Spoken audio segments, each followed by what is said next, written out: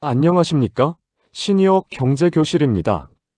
오늘 영상은 정말 중요하니까요. 조금만 더 키우시고 편안한 의자에 앉아서 끝까지 들어주시면 좋겠습니다. 요즘 뉴스나 신문 보기가 겁난다는 어르신들이 참 많습니다. 아마 이 숫자 때문일 겁니다. 1470원. 한 달러를 사려면 우리 돈 1470원을 줘야 한답니다. 젊은 사람들은 와, 해외여행 가기 비싸졌네 하고 말겠지만 우리 어르신들은 다릅니다. 이 환율 숫자가 치솟는 걸 보는 순간 가슴 한구석에서 쿵 하고 내려앉는 기억이 있으시죠? 네, 맞습니다. 바로 1997년 그 추웠던 겨울 IMF 외환위기 때입니다. 그때 환율이 미친 듯이 오르더니 어떻게 됐습니까?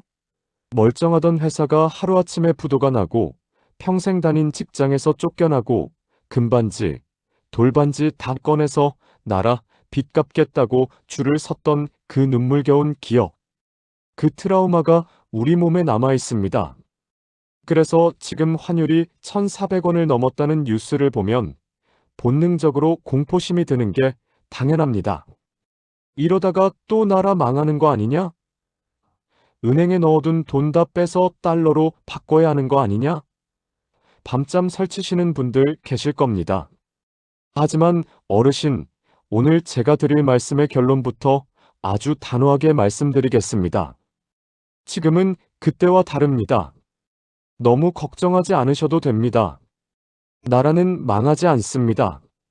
도대체 뭐가 다르다는 건지, 전문가들은 왜 지금 상황을 위기가 아니라 변화라고 말하는 건지, 제가 초등학생 손자한테 옛날 이야기 해주듯이 아주 천천히 그리고 자세하게 풀어드리겠습니다. 자, 먼저 지금 상황이 얼마나 독특한지부터 살펴보겠습니다. 보통 나라 경제가 정말 위험해서 위기라고 부를 때는요, 나쁜 일 3가지가 한꺼번에 터집니다. 이걸 어려운 말로 트리플 약세라고 하는데요. 첫 번째, 주식시장이 폭락합니다. 외국인들이 아이고 한국 망하겠네 하고 주식을 다 팔고 도망가니까요. 두 번째, 채권값이 똥값이 됩니다. 한국 정부가 보증하는 문서를 아무도 안 믿어주니까요. 세 번째, 한국 돈 가치가 떨어져서 환율이 폭등합니다.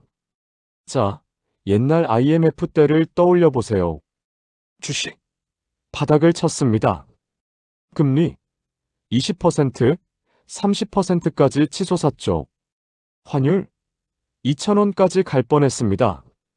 이 3가지가 동시에 터지니까 나라가 휘청거린 겁니다. 그런데 지금 2024년, 2025년의 대한민국을 한번 보세요. 환율은 1,470원이라 비싼 게 맞습니다. 그런데 우리 주식시장이 지금 붕괴하고 있나요? 아닙니다. 오르락내리락 하지만 여전히 삼성전자, 현대차 잘 돌아갑니다.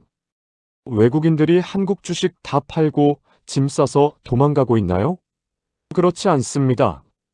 여기서 아주 중요한 개념 하나만 짚고 넘어가겠습니다. 뉴스에서 가끔 들어보셨을 수도 있는데요.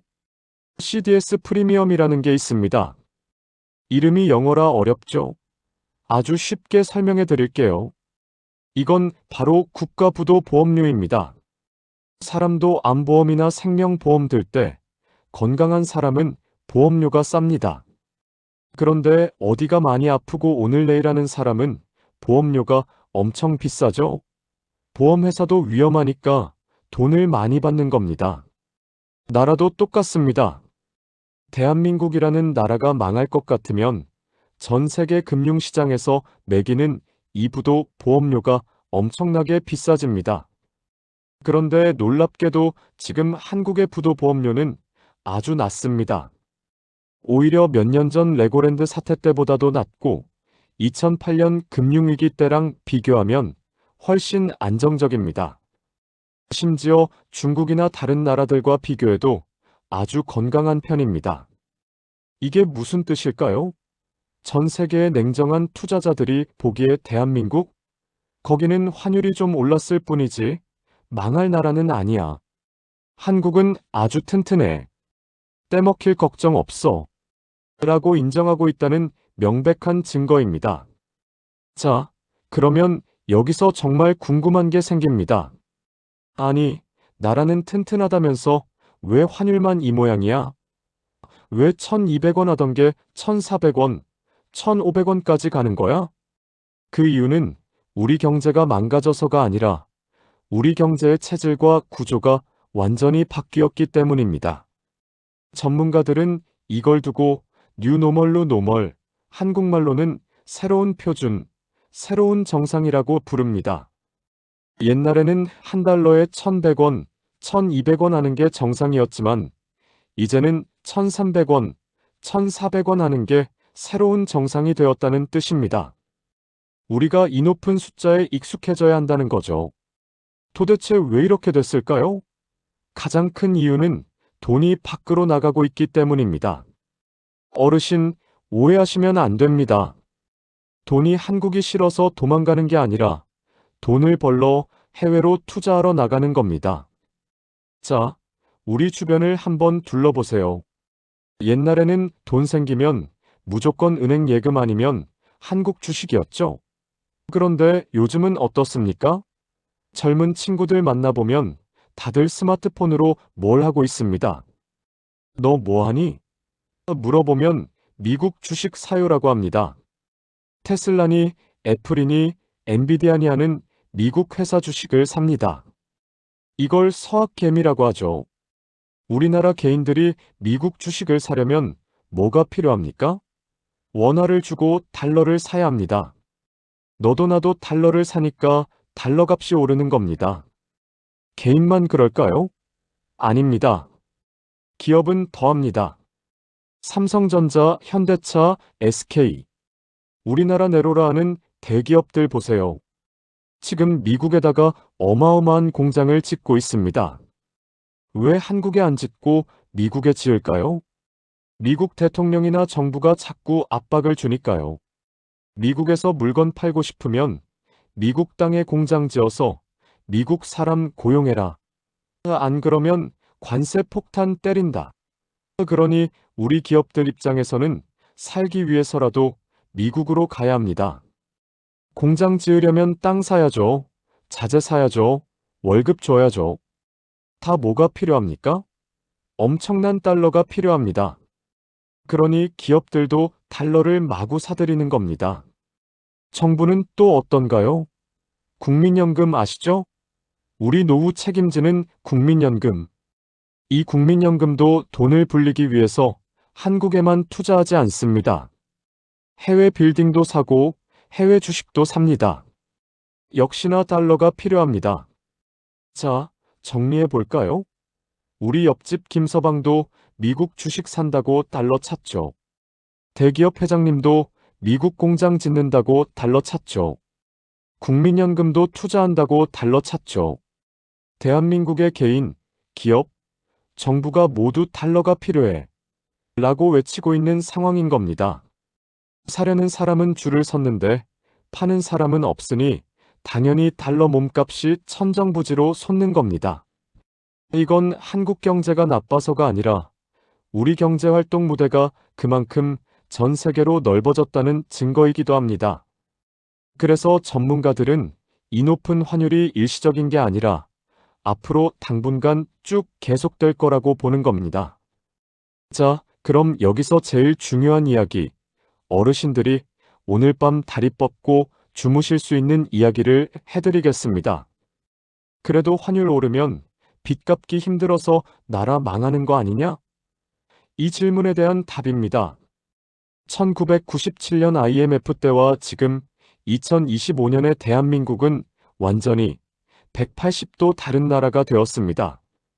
옛날 1997년의 대한민국은 가난한 빚쟁이 아빠였습니다.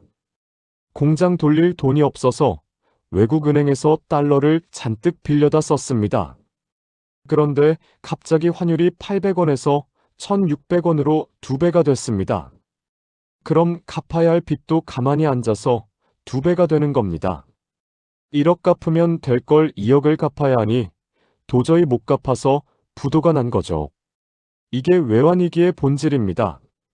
빚 때문이었죠. 하지만 2025년 지금의 대한민국은 어떤지 아십니까? 놀라지 마세요. 지금 우리는 순대외 금융자산국입니다. 말이 참 어렵죠.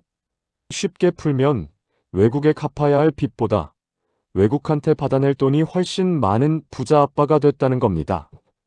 우리가 지난 30년 동안 피땀 흘려 일해서 돈 많이 벌었습니다.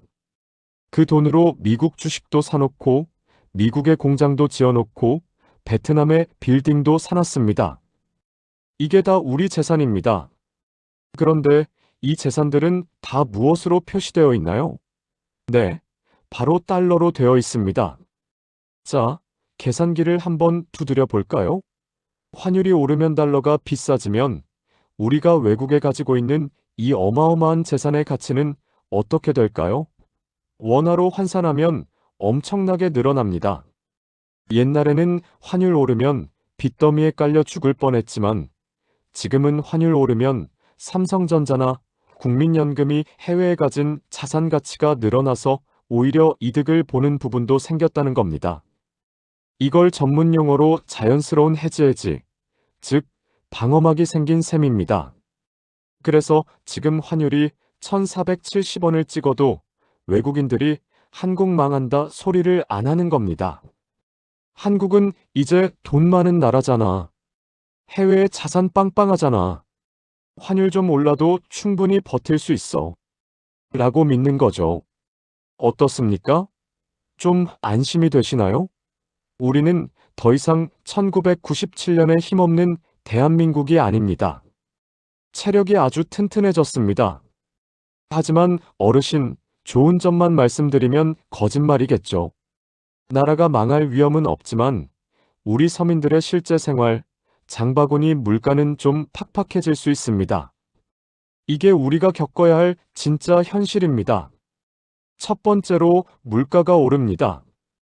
우리나라는 기름 한 방울 안 나죠? 밀가루도 다 수입하죠? 전부 달러 주고 사와야 합니다. 환율이 오르면 주유소 기름값 오르고 빵값 오르고 라면값 오릅니다. 수입 과일이나 커피값도 비싸집니다. 당분간 마트 가서 장 보실 때 어우, 왜 이렇게 비싸 소리가 절로 나오실 겁니다. 두 번째로 대출 금리가 잘 안 떨어질 수 있습니다. 물가가 오르면 한국은행은 이자를 쉽게 못 내립니다. 이자를 내려주면 사람들이 돈을 써서 물가가 더 오를 테니까요. 그래서 이제 금리 좀 내리려나 하고 기대하셨던 분들은 조금 더 기다리셔야 할 수도 있습니다. 자, 이제 긴 이야기를 정리해 보겠습니다. 지금 환율 1470원. 숫자만 보면 무섭고 옛날 악몽이 떠오르는 건 당연합니다. 하지만 분명한 건 이건 국가 부도의 신호가 아닙니다. 대한민국 경제가 세계로 뻗어나가고 선진국형으로 바뀌면서 겪는 일종의 성장통이자 체질 변화입니다. 마치 목발을 짚고 걷던 환자가 목발을 떼면 처음에는 다리가 후들거리고 걷기 힘들지만 곧 적응해서 두 다리로 씩씩하게 걷게 되는 것과 같습니다. 우리 경제도 지금 1,400원대라는 새로운 환경에 적응하느라 잠시 비틀거리는 것뿐입니다. 어르신 여러분, 지금 당장 은행 가서 달러 사야 하나, 금 사야 하나 너무 불안해하지 마세요. 우리나라는 외국에 빚진 나라가 아니라 이제는 외국에 돈을 빌려주는 나라가 되었습니다. 그만큼 튼튼한 방파제가 있습니다. 다만 앞으로 당분간 물가가 좀 비쌀 수 있으니 가계부 꼼꼼히 쓰시고 불필요한 지출은 조금 줄이시는 지혜는 필요하겠습니다. 하지만 마음만은 편안하게 가지셔도 됩니다. 대한민국 그렇게 쉽게 무너지지 않습니다. 오늘 제 이야기가 밤잠 설치셨던 어르신들의 마음에 작은 위로와 안심이 되었으면 좋겠습니다. 어려운 경제 뉴스 겁먹지 마시고 이렇게 흐름을 이해하시면 다 보입니다. 시니어 경제교실 다음 시간에도 어르신들 눈높이에서 가장 쉽고 가장 속 시원하게 경제 이야기 풀어드리겠습니다. 구독과 좋아요는 저에게 정말 큰 힘이 됩니다. 오늘도 건강하시고 마음 편안한 하루 보내십시오. 감사합니다.